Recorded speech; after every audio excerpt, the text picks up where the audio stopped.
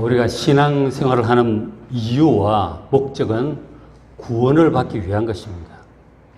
구원은 그리고 예수님을 믿어야 받습니다. 예수님을 싫어하고 예수님을 믿지 않는 사람들은 구원받을 수 없습니다. 그리고 예수님을 믿는다 할지라도 성경에 기록된 바로 그 예수님, 제자들이 전해준 그 예수님이 아닌 다른 예수, 자기 나름대로의 예수를 믿는 사람은 구원받을 수 없을 수 있습니다. 성경에 기록된 바로 그 예수님을 믿는 사람이라야 구원받을 것입니다. 복음서에 기록된 바로 그 예수님, 제자들이 소개해 준 그 예수님을 성경대로 잘 믿으시길 바랍니다. 자, 오늘 마가복음 1장 말씀을 좀 드리려고 하는데 1장에 보시면은 하나님의 아들 예수 그리스도의 복음의 시작이라고 이렇게 말을 합니다. 이 마가복음은 마가가 기록을 했는데 이 마가는 베드로의 제자였어요. 베드로의 제자 겸 비서였던 것이죠. 그래서 이 예수님의 수제자로 온 그 로마를 다니면서 복음을 전했던 이 베드로의 설교를 마가는 수없이 들었던 것이죠.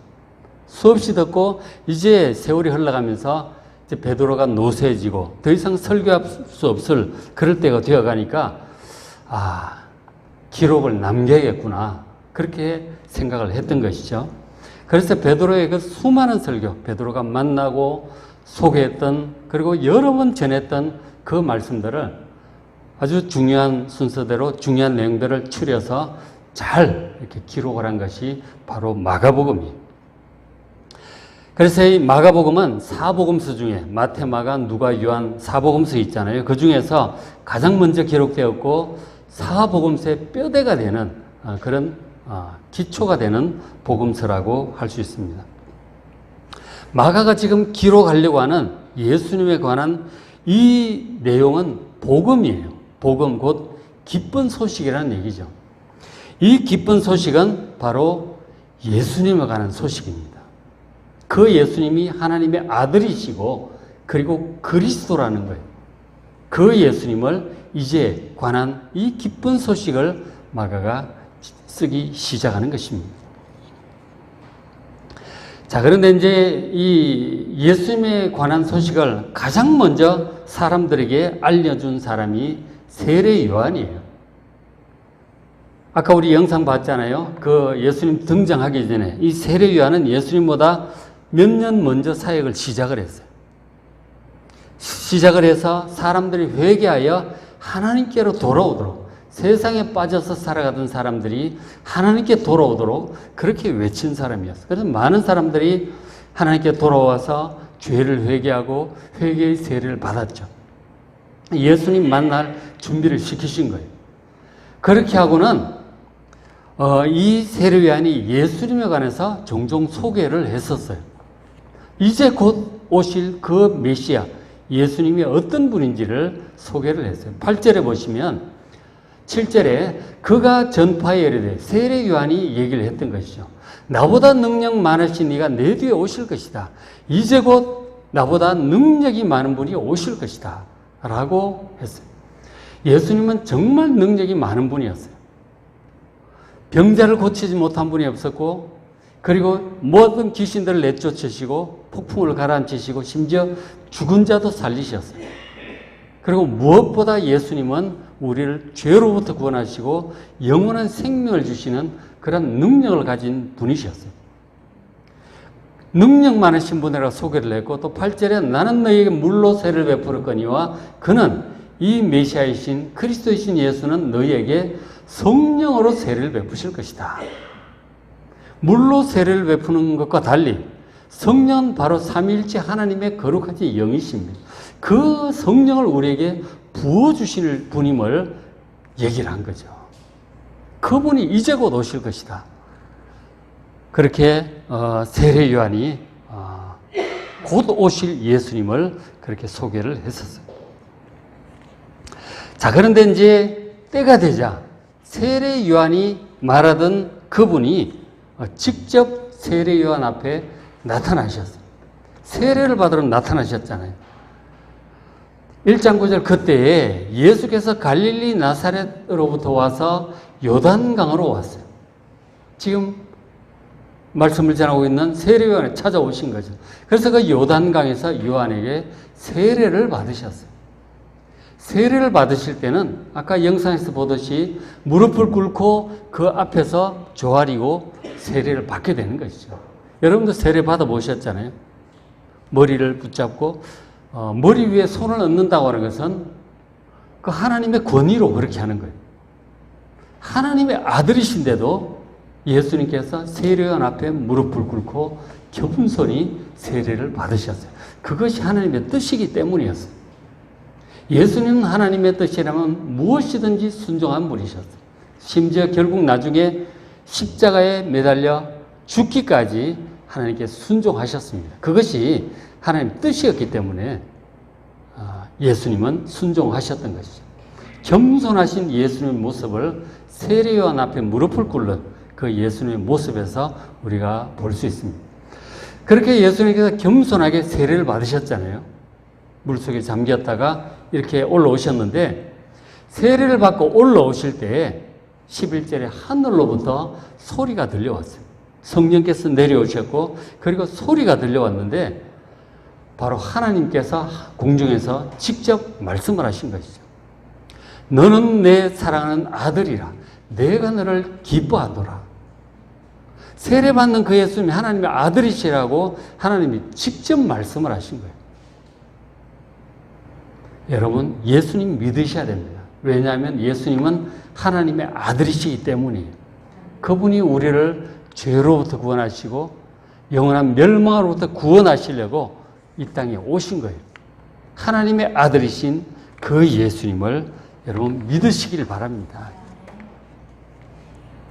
자, 그리고 예수님께서 세례를 받으시고 본격적으로 사역을 시작하시기 전에 통과하신 과정이 하나 있었어요. 무엇이냐면 바로 광야를 통과하셨어요. 광야에서 40일을 지내며 사탄의 시험을 받으셨어요. 왜 그러셨을까요? 자, 1장 12절 성령이 곧 예수를 광야로 몰아내신지라.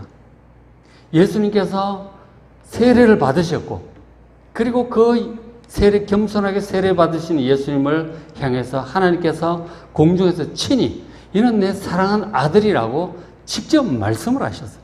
굉장히 영광스러운 장면이었죠. 근데 그런 영광스러운 장면 이후에 성령께서 충만히 임하시더니 우리가 보통 성령이 임하면은 뭐 능력이 충만하고 굉장히 좋은 일이 막 생긴다고 생각을 하잖아요. 근데 그 충만히 임하신 성령께서 예수님을 광야로 몰아내셨대요. 그러니까 하나님의 사역자는, 하나님의 사람들은 본격적으로 사역을 하기 전에 반드시 광야를 통과해야 되는 것이죠. 모세도 애굽의 왕자로 영광스럽게 자랐지만 그가 이스라엘 백성들 출애굽하는 그 사역을 하기 전에 40년 동안 광야에서 살게 돼요. 고생을 참 많이 했죠. 그런 광야 기간 다윗에게도 있었고요. 예수님께서도 그런 광야 기간 동안에 40일간 금식하며 기도를 하셨던 것이죠. 예수님께서 광야를 통과하셔야만 하셨던 이유는 특별히 예수님께서 장차 구원하려고 하는 이 모든 사람들의 고난을 직접 겪게 하시려는 뜻이 있었다고 봅니다. 신학자들 그렇게 봐요. 그 우리가 살면서 겪고 있는 이 모든 고난을 예수님께서 광야에서 겪으신 것, 물론 그 성장하시면서 다 겪으신 것이죠. 그리고 광야에서 특별히 이 사탄의 시험을 직접 받으셨어요. 예수님께서 광야에서 어떤 시험을 받으셨는지 마태복음과 누가복음에 자세히 기록되어 있습니다. 돌로 떡을 만들으라고 하는 그 시험에서 보듯이 그것은 바로 물질로 먹고 사는 생존에 관한 문제예요. 생존에 관한 문제고 먹고 사는 문제죠. 염려와 불안과 연약한 육신 이런 것들에 관한 문제였던 것이죠. 그런 시험에서 보듯이 예수님께서 불안과 염려와 물질에 관한 그런 시험을 겪으셨어요. 그리고 또 사탄이 그런 시험도 하잖아요. 사탄에게 절을 하면 세상 영광을 모두 주겠다고 그렇게 유혹을 합니다. 그러니까 세상에서 성공하고 싶다고 하는 많은 사람들로부터 영광을 받고 싶다고 하는 그런 유혹도 예수님 받으셨던 것이죠. 우리가 다 겪고 있는 거잖아요. 물질과 성공, 그리고 명예와 권력, 영광, 이런 것들에 대한 그것을 유혹을 계속 받고 있죠. 그래서 그 유혹을 받아들이게 되면 그것을 인생의 목표로 살아가게 됩니다. 많은 돈을 벌고 높은 자리에 올라가고 명예와 권력을 얻게 되는 그것이 인생의 목표가 되고 말죠. 그러나 하나님의 자녀는 그래서는 안 되는 것이죠. 그렇게 해서는 구원받을 수 없고 영원한 하나님 나라에 이를 수 없습니다. 물질이 나쁘니 물질을 버리고 권력과 명예가 나쁘니 버리라는 뜻이 아니에요. 그것이 주인이 되고 인생의 목표가 되면 안 된다고 하는 것이죠. 그래서 그런 유혹이 왔을 때 예수님께서 하나님의 말씀으로 그것들을 모두 물리치셨어요. 사람이 떡으로만 사는 것이 아니고 하나님의 말씀으로 산다. 하나님 외에 어떤 것도 경배하지 말라. 하나님을 시험하지 말라고 하나님의 말씀으로 다 물리치셨어요. 하나님의 말씀을 우리가 꾸준히 읽고 묵상하면 사탄의 그런 시험이 왔을 때, 유혹이 왔을 때 바로 분별하고 물리칠 수 있을 것입니다. 여러분, 사탄과의 영적인 싸움에서 세상적인 유혹을 이기고 승리할 수 있는 비결은 하나님의 말씀이에요. 말씀을 꾸준히 예수님처럼 가까이 하시고 숙지하시고, 그냥 한 번 보고 들어서 아는 것 정도는 되지 않습니다. 숙지하셔야 돼요. 예레미야에 그런 말씀을 하셨는데 하나님께서 달려가면서도 선포할 수 있도록 말씀을 숙지하라고 하셨어요. 말씀을 보고 또 보고 듣고 또 듣고 완전히 숙지를 하시고 익히셔서 하나님 말씀에 흔들림 없이 살아가는 여러분 되시기를 주의 이름으로 축원합니다. 자, 그렇게 말씀으로 예수님께서 이기셨죠. 그리고는 이제 예수님께서 사역을 이제 시작을 하셨어요. 1장 14절 요한이 잡힌 세례 요한이 결국 헤롯 왕에게 잡혀 죽죠. 잡힌 후에 예수께서 갈릴리에 오셔서 하나님의 복음을 전파하기 시작하십니다. 그 북부 갈릴리 쪽 오셔서 이제 본격적으로 복음을 전파하기 시작하셔요. 근데 예수님의 첫 말씀 그리고 복음의 요약이 뭐냐면 15절에 이르시되 때가 찼고 하나님의 나라가 가까이 왔으니 회개하고 복음을 믿으라. 이것이 예수님이 전한 복음의 핵심 요약이에요. 하나님의 나라예요. 예수님이 전하려고 하셨던 복음은 하나님의 나라입니다. 이것을 마태복음에서는 하늘나라, 천국이라고 표현을 했죠. 같은 것입니다. 하나님은 하늘에 계신 우리 아버지잖아요. 그러니까 지금 예수님께서 전하시는 복음은 이 땅의 복음이 아니에요. 이 땅에서 잘되고 성공하고 복락을 누리려는 그런 복음이 아니라 바로 하늘, 그 영원한 하늘에서 하나님 나라에서 영원토록 살게 하려는 것이 하나님 나라의 복음, 천국 복음입니다. 땅의 복음이 아니고 하늘나라 천국 복음이에요. 그리고 이 세상 나라의 복음이 아니라 하나님의 나라의 복음입니다. 그곳에서 하나님 나라에서 영원토록 살게 하시려고 예수님께서 오신 거예요. 물론 우리가 이 땅에서 하나님 말씀을 따라 살면 말씀을 따라 복을 받습니다. 건강도 하고 형통하고 성공도 하겠죠. 그러나 그것이 예수님께서 주시고자 하는 최종적인 복음이 아니에요. 그런 것들을 통해서 하나님을 바라보고 하나님을 믿고 예수님을 믿고 영원한 하나님의 나라에 이르게 하려는 것이 예수님께서 오신 목적이에요. 그래서 이 하나님의 나라의 복음에 귀를 기울이시고 그리고 복음을 믿으시길 바랍니다. 예수님이 전한 복음을 그대로 믿으시길 바랍니다. 근데 그 복음을 믿으려면 회개해야 믿을 수 있어요. 회개한다고 하는 것은 사람들이 전부 자기 생각을 따라서 자기 육신을 위해서 세상 영광을 위해서 그렇게 살아갑니다. 그런 삶의 방식에서 돌이켜야 한다고 하는 거예요. 하나님의 말씀을 듣고 예수님 말씀을 듣고 그대로 믿고 따라가는 그런 쪽으로 방향 전환을 해야 된다는 말씀이에요. 육신을 따라 세상 풍조를 따라가던 그 길에서 돌이켜 방향 전환을 해서 유턴을 해서 주님을 향하고 주님 말씀을 그대로 믿고 순종하며 살아가는 것, 그것이 회개예요. 여러분, 믿지 않는 자들처럼 육신을 따라 세상 풍조를 따라 살아가는 그런 방식에서 돌이켜서 우리를 구원하러 오신 그 예수님 말씀을 귀를 기울이시고 예수님을 쳐다보시고 영적으로 쳐다보시고 예수님의 모든 말씀을 기울이시고 그 전부 하나님의 나라의 복음이에요. 잘 들으시고 예수님을 따라서 예수님과 함께 하나님의 나라에 잘 꼴이 나는 여러분 되시기를 주의 이름으로 축원합니다. 우리가 예수님을 믿을 때 거듭나고 하나님 나라가 우리에게 임하는데 그 하나님의 나라를 돌아보지 않고 등지고 계속 세상 나라를 향하여 간다면 그건 참 못 갈 수 있는 것이죠. 그렇죠? 여러분, 하나님 나라를 바라보고 예수님만 바라보고 예수님의 그 하나님 나라의 복음을 그대로 믿고 순종하는 여러분 되시길 바랍니다. 그렇죠? 그래서 그 예수님께서 하나님 나라의 복음을 전하기 시작하셨는데 예수님은 자, 사역 초기에 바로 이제 이것도 시작을 하셨어요. 혼자서 그렇게 다니신 것이 아니고 16절에 갈릴리 해변으로 지나가시다가 시몬과 그 형제 안드레를 이제 부르신 거죠. 시몬은 바로 시몬 베드로입니다. 베드로와 그리고 그 형제 안드레가 형제였어요. 둘이가 이제 바다에서 그물 던지는 것을 보시는 그들은 어부인 그 형제를 부르셨어요. 그러면서 하시는 말씀이 17절에 예수께서 이르시되 나를 따라오라. 내가 너희로 사람을 낚는 어부가 되게 하리라 하시니 곧 그들을 그물을 버려두고 따르니라. 이렇게 기록하고 있습니다. 그 베드로가 처음 부름받은 얘기를 마가를 통해 하고 있는 것이죠. 예수님께서 부르실 때 따라오라고 하는 것이죠. 그 그물 버려두고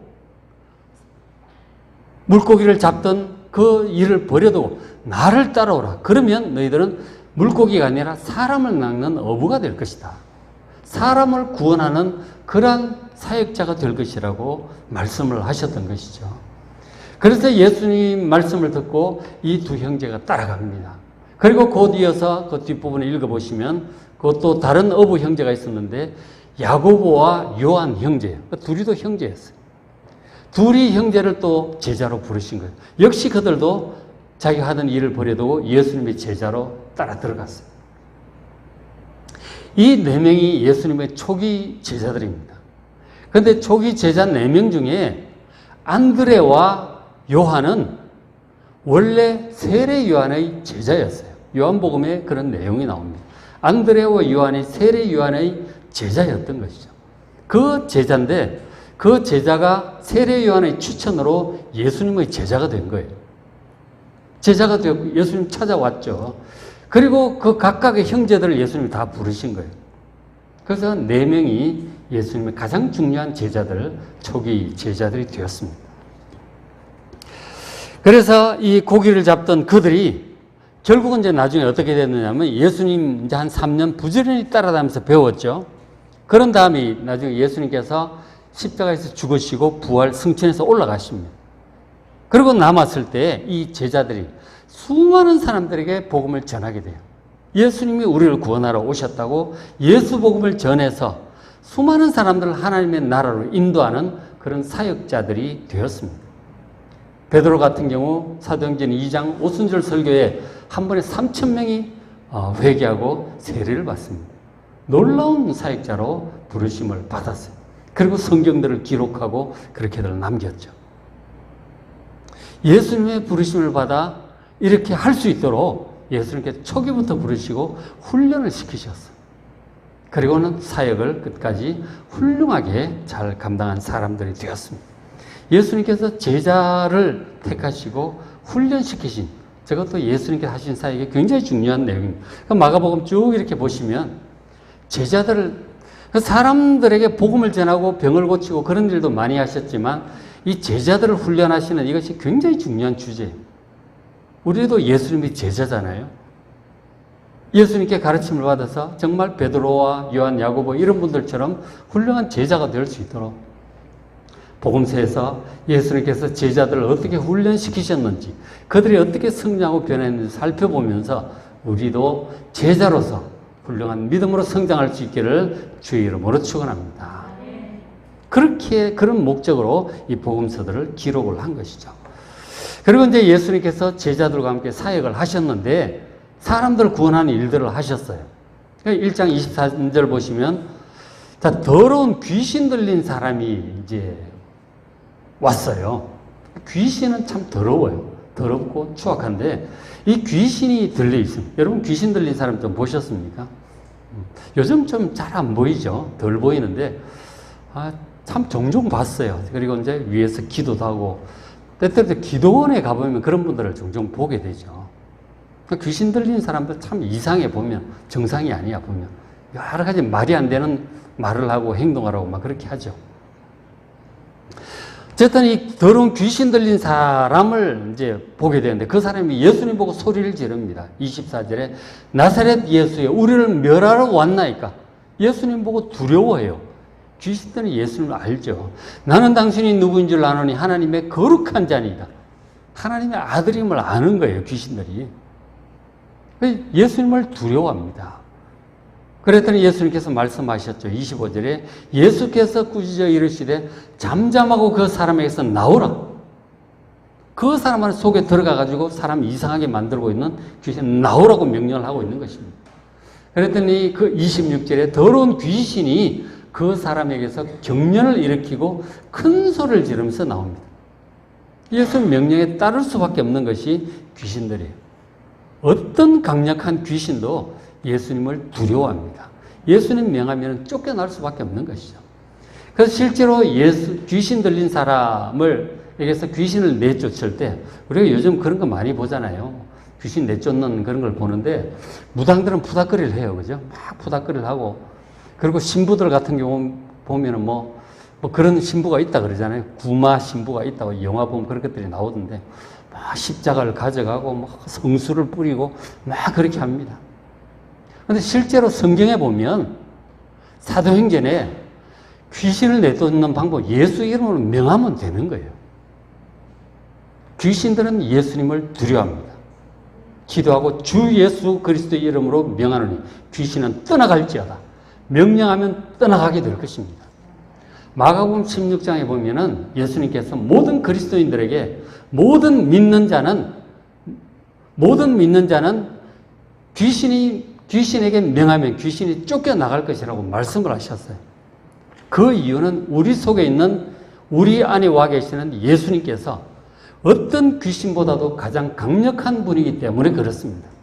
여러분 담대하게 기도하시고 예수님 명령으로 귀신을 내쫓는 여러분 되시길 바랍니다. 예수님께서 귀신을 내쫓으셨어요. 그러고 나면 사람 정신이 온전해지는 것이죠. 예수님께서 귀신을 참 많이 쫓으셨어요. 사람들이 그만큼 약한 영들에게 많이 시달리며 산다는 것이죠. 지금도 사람들은 악한 영들에게 많이 시달려요. 우리가 하나님 말씀에 합당치 않게 자꾸 그런 행동을 하고 그런 일들을 하면 그에 관련한 악한 영들이 우리 속에 점점 자리를 잡게 돼요. 처음에 악한 영들이 우리에게 생각을 줘요. 안 좋은 생각들을 던지죠. 음란한 생각들, 미운 생각들, 누굴 죽이고 싶다는 생각들, 이런 거 있잖아요. 그리고 사기치려는 생각들, 하여간 이런 것들이 많아. 나쁜 생각들을 우리 속에 던져요. 그랬을 때 그것이 내 속에 욕심이 있으면 그것을 받아들이게 해요. 참 이 악한 영들이 여러 가지로 나쁜 생각들을 우리에게 던져줘요. 근데 그것이 우리가 하나님 말씀에 합당치 않으면 예수 이름으로 떠나가라 그러고 물리쳐야 돼요. 그런 생각을 받아들이면 안 되는 거예요. 근데 그런 안 좋은 생각들을 받아들이면 이제 묵상을 하겠죠. 그러다 행동으로 말이 나가고 행동이 나간다니까요. 욕이 나가고 저주한 소리도 나가고 그렇게 가는 거예요. 그러다가 사람 때리고 죽이고 그렇게까지도 가는 거죠. 음란한 것도 마찬가지죠. 자꾸 묵상하고 그런 것을 보고 듣고 그러다 보면 점점 행동이 나가는 거예요. 손이 나가고 행동이 나가면 하루아침에 인생 망가지는 수가 있는 거예요. 그래서 사단의 이 악한 영들이 우리가 던져놓는 생각들을 여러분 잘 분별하고 물리치시길 바랍니다. 근데 이걸 자꾸 받아들이고 반복하고 묵상하고 쌓아두면 이게 이제 악한 영들에 들어와 버리는 거예요. 그럼 사로잡히는 거죠. 아주 너무 과격하든지, 너무 무섭든지, 너무 이상하든지, 너무 음란하든지 막 그렇게 되는 거예요, 사람이. 악한 영들한테 사로잡히는 것이죠. 그러면은 안 되잖아요, 그죠? 여러분 잘 분별하시고 기도하시고 하나님 보시기에 합당하지 않은 것들을 예수 이름으로 물리치시기를 바랍니다. 하나님 자녀는 정결하고 거룩한 사람들이에요. 사랑이 넘치는 사람들이에요. 그러니까 참 우리가 예수님을 믿음으로 악한 영들을 잘 분별해 물리치시고 또 다른 사람들이 그런 악한 영들에 시달리고 나쁜 생각들을 과격하게 시달리고 사로잡혀 살아가는 그 사람들을 보면 위에서 기도하시고 정결한 심령을 회복할 수 있도록 또 사람들을 위해서 기도하는 여러분 되시길 바랍니다. 우리 사람들이 원래 이제 지음을 받았을 때 하나님을 닮은 모습으로 영광스러운 모습으로 지음을 받았어요. 엄청난 능력을 받았고 엄청나게 매력이 있고 엄청난 능력을 부여받았어요. 그리고 온 땅을 정복하며 다스리도록 그런 이제 역사적인 사명을 띠고 이제 태어난 것이죠. 영광스러운 존재입니다.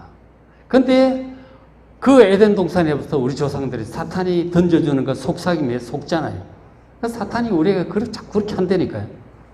선악과를 하나님 명령을 어기고 선악과를 따먹으면 네가 눈이 밝아져 하나님처럼 지혜롭게 될 거라고 스스로 하나님 될 수 있다고 막 그런 이제 얘기를 듣고 스스로 막 하나님 이 제한을 벗어나고 싶은 그런 이제 유혹에 넘어갔던 것이죠. 그 사탄이 속삭이는 그 생각 받아들이시면 여러분 망합니다. 멸망이에요. 여러분 듣지 마시고 잘 분별하여 물리치셔야 됩니다. 그러나 우리 조상들이 그렇게 된 거죠. 받아들이고 그래서 영원한 생명을 받은 자들이 사망 선고를 받습니다. 그래서 우리가 죽는 거예요. 원래 안 죽어야 되는 거예요. 사람은 원래 영원히 사는 존재라니까요. 그런데 하나님을 거역하고 그렇게 함으로 사형 선고를 받은 거죠. 그래서 죽는 거예요. 그래서 그 죽은 과정 속에 질병이 있고 사고도 있고 노쇠함도 있는 거 아니에요. 그래서 죽는 거라고. 참 서글픈 일이죠. 그 예수님께서 오신 이유가 그런 우리를 그 멸망과 사망으로부터 구원하셔서 영생을 회복시켜 주려고 오신 거예요. 예수님을 잘 믿으셔야 돼요. 하나님 나라에서 예수님과 함께 영원히 사는 그런 영생을 누리는 여러분 되시길 주의 이름으로 축원합니다. 그렇게 하려면 예수님을 잘 믿으셔야 돼요. 예수님 안 믿고는 방법이 없어요. 사람들은 그러죠. 무슨 사람이 영생을 해? 말도 안 된다고 생각합니다. 사람은 당연히 죽는 거야. 100살 살면 잘 사는 거지. 그렇지 않습니다. 초창기에 노아 홍수 이전에 사람들이 물론 사형 선고를 받았지만 900살 이상 살았다고 기록을 하고 있어요. 900살이 아니라 원래 영원히 살아야 맞는 거예요, 우리가. 그런데 이 하나님을 떠남으로 그렇게 되었죠. 사형 선고를 받고 그리고 그 과정에 우리가 질병에 걸립니다. 여기저기 아프고 노쇠하게 되어간 것이죠. 그래서 여러 가지 고난도 당하고 참 애쓰고 수고하지만 다 두고 가야 되는 허망한 인생을 살고 있는 것이죠. 그래서 예수님께서 오셔서 하신 가장 많은 일들 중에 하나가 귀신 쫓아내는 일과 그 다음에 질병을 고친 일들이었어요. 1장 32절 저물어해질 때 모든 병자와 귀신 들린 자를 예수님께 데려옵니다. 저물어해지는 것은 안식일 날은 사람들이 잘 안 모였으니까 안식일 끝나니까 이제 오는 거죠. 해지면 날이 바뀌는 거예요. 그래서 병자들 귀신 들린 자 전부 기다렸다는 듯이 예수님께 몰려옵니다. 온 동네가 예수님 계신 문 앞에 모였어요. 그래서 34절 예수께서 각종 병이든 많은 사람을 고치셨어요. 모든 병을 다 병 이름도 필요도 없어. 전부 다 고쳐주시는 그 많은 귀신들을 내쫓아 주셨어요. 전부 죄 때문에 생긴 일들이잖아요. 죄 때문에 생긴 저 일들을 예수님께서 전부 해결할 능력이 있음을 믿으시길 바랍니다. 예수님 우리를 구원하러 오신 분이에요. 질병으로부터 고난으로부터, 우울증으로부터, 괴로움으로부터, 미움으로부터, 불의함으로부터 우리를 구원하러 오신 분이 예수님의 은혜로 모든 능력을 회복하시고 또 하나님께서 명하신 사명을 잘 감당하며 살아가는 여러분 되시기를 주의 이름으로 축원합니다. 자, 그 예수님께서 오셔서 또 말씀을 전하니까 그 38절 보시면 중간에 이르시되 우리가 다른 가까운 마을들로 가자. 거기서도 전도하리니 내가 이를 위하여 왔노라. 예수님은 여러 동네를 다니며 전도하시 하나님 나라의 복음을 전하셨죠. 믿고 복음을 믿어야 회개하고 복음을 믿어야 하나님 나라로 갈 거 아니에요. 영생을 얻을 거 아니에요. 그 일을 하도록 그렇게 다니신 거죠. 39절 이에 온 갈릴리 여러 동네를 다니시면서 여러 회당에서 전도하시고 또 귀신도 쫓으시고 병도 고치고 그렇게 하셨죠. 예수님을 통해서 많은 사람이 질병을 고침을 받고 회복이 되었습니다.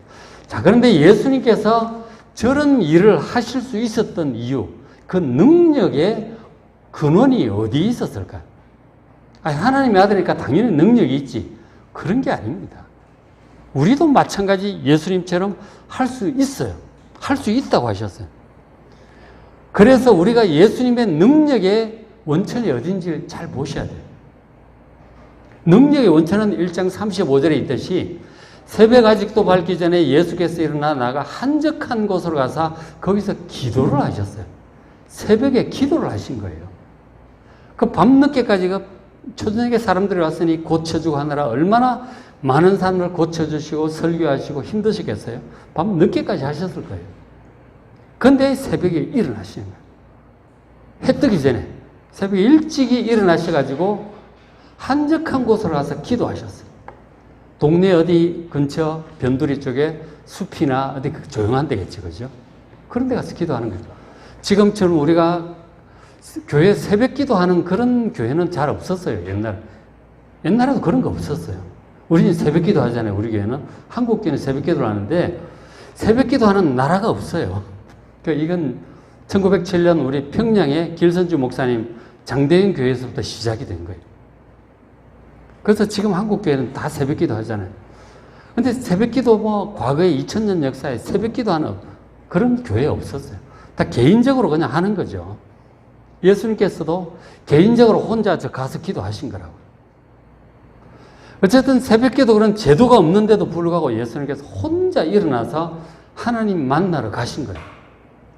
기도하시고 불쌍한 사람들을 위해서 기도하시고 연약한 육신을 위해서 기도하시고 능력 부어주시길 기도하시고 성령 충만을 위해서 예수님 기도하신 거라고요. 기도를 저렇게 하셨기 때문에 예수님께서 저렇게 능력 있게 많은 사람들을 구하는 사역을 할 수 있게 되었음을 믿으시길 바랍니다. 기도를 해야 돼요. 우리에게도 능력 주셨어요. 근데 능력이 나타나지 않는 것은 우리에게 기도가 부족하기 때문인 것이죠. 여러분 기도합시다. 그죠?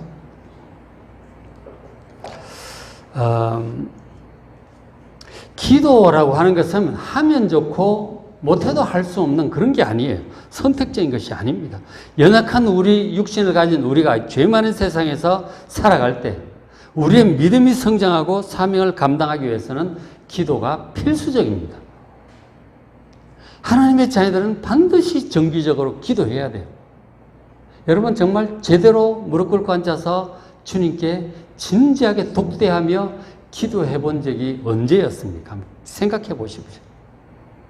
사느라고 바빠가지고 그러나 이렇게 주일 기도회 때 와서 기도는 하지만 제대로 정말 주님 앞에 1대1로 앉아서 이 독대하며 깊이 있는 기도를 해본 지가 얼마가 되었느냐. 여러분 그런 기도를 자주 하셔야 됩니다. 정말 하셔야 돼요.